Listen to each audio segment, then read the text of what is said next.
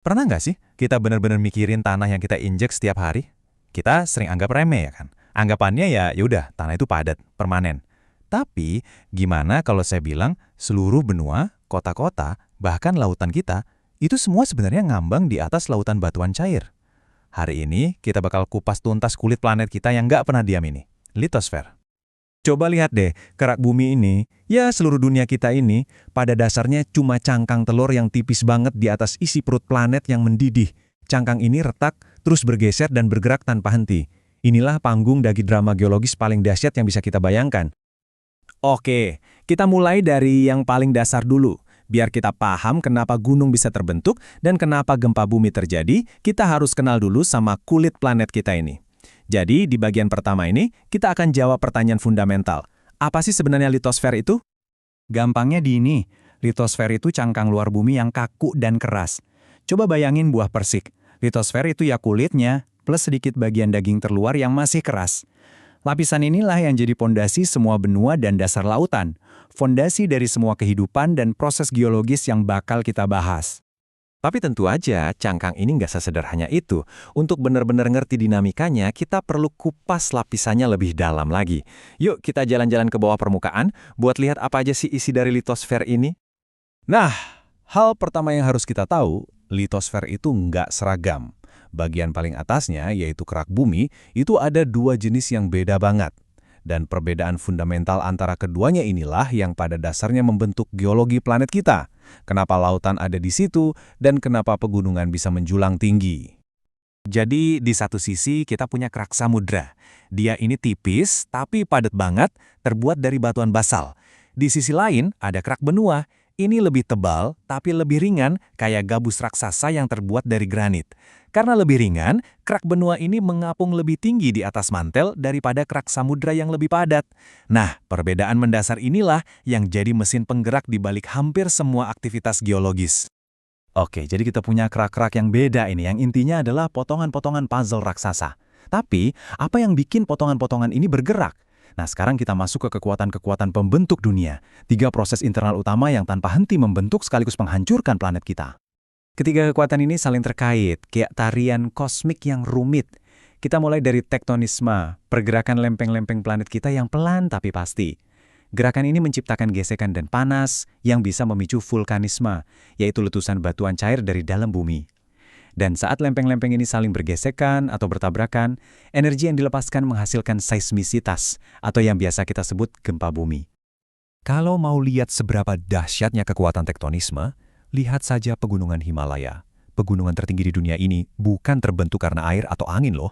Mereka lahir dari tabrakan frontal super lambat antara lempeng tektonik India dan Eurasia. Proses ini bahkan masih terus mendorong Himalaya jadi lebih tinggi beberapa milimeter setiap tahun. Ini bukti nyata, kekuatan luar biasa yang bekerja tepat di bawah kaki kita. Berikutnya adalah vulkanisme, kekuatan yang punya dua wajah. Di satu sisi, dia bisa meledak dengan kekuatan yang sangat merusak, seperti yang kita lihat di gambar kiri. Tapi di sisi lain, dia juga bisa jadi kekuatan pencipta. Aliran lavanya mendingin dan membentuk daratan baru, secara harfiah membangun planet kita dari dalam keluar. Dan yang terakhir, seismisitas. Coba bayangin, kamu berusaha menekuk sebatang tongkat yang tebal. Kamu tekuk terus, energinya makin menumpuk, sampai akhirnya, krak, patah. Gempa bumi itu pada dasarnya sama, tapi dalam skala planet. Lempeng tektonik yang saling mengunci ini menumpuk tekanan selama puluhan, bahkan ratusan tahun, lalu melepaskannya dalam sekejap. Hasilnya, gelombang kejut dahsyat yang menjalar ke seluruh kerak bumi. Nah, ini membawa kita ke inti dari cerita litosfer, sebuah paradoks yang dalam. Kekuatan yang sama, tektonisme, vulkanisme, dan seismisitas adalah kekuatan penciptaan sekaligus penghancuran. Yuk kita lihat dua sisi dari koin geologis yang sama ini. Mari kita mulai dari sisi baiknya dulu. Ironisnya, proses geologis yang sama yang sering kita takuti ini justru bertanggung jawab atas beberapa pemandangan paling indah dan ekosistem paling subur di planet kita. Contohnya nih, aktivitas vulkanik. Dia membawa mineral berharga seperti berlian dari perut bumi ke permukaan. Abunya menciptakan tanah yang super subur, yang jadi dasar bagi peradaban pertanian di seluruh dunia. Dan pergerakan tektonik menciptakan pegunungan yang jadi rumah bagi keanekaragaman hayati yang luar biasa. Singkatnya, planet yang dinamis itu adalah planet yang kaya.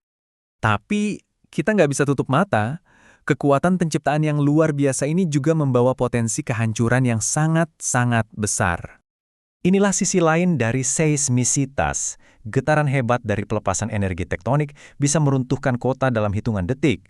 Dan, seperti yang bisa kita lihat di gambar Karan, kekuatannya itu benar-benar dahsyat sampai bisa merobek daratan, meninggalkan bekas luka permanen di wajah bumi.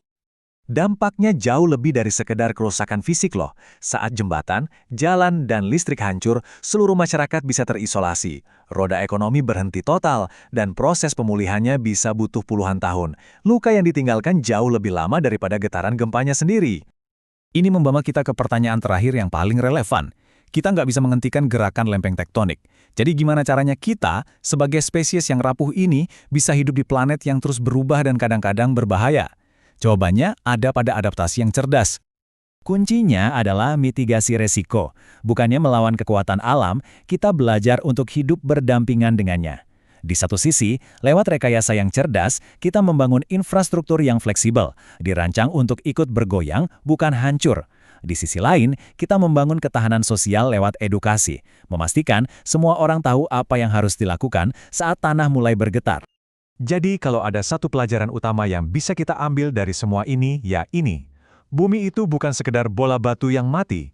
Ia adalah organisme yang hidup dan bernapas, dengan jantung yang panas dan kulit yang terus bergerak, terus membentuk ulang dirinya sendiri dari waktu ke waktu. Jadi, kita kembali ke dualitas ini. Kita menuai manfaat luar biasa dari proses-proses yang menciptakan lembah subur dan sumber daya alam ini. Tapi pada saat yang sama, kita harus selalu punya rasa hormat terhadap kekuatan mentah yang ada di baliknya. Pada akhirnya ini meninggalkan kita dengan sebuah pertanyaan yang akan terus kita hadapi. Planet kita adalah pencipta sekaligus perusak. Pertanyaannya bukan bagaimana cara kita menghentikannya, tapi bagaimana cara kita menari bersamanya. Bagaimana kita menemukan keseimbangan untuk hidup di atas kulit bumi yang gelisah ini.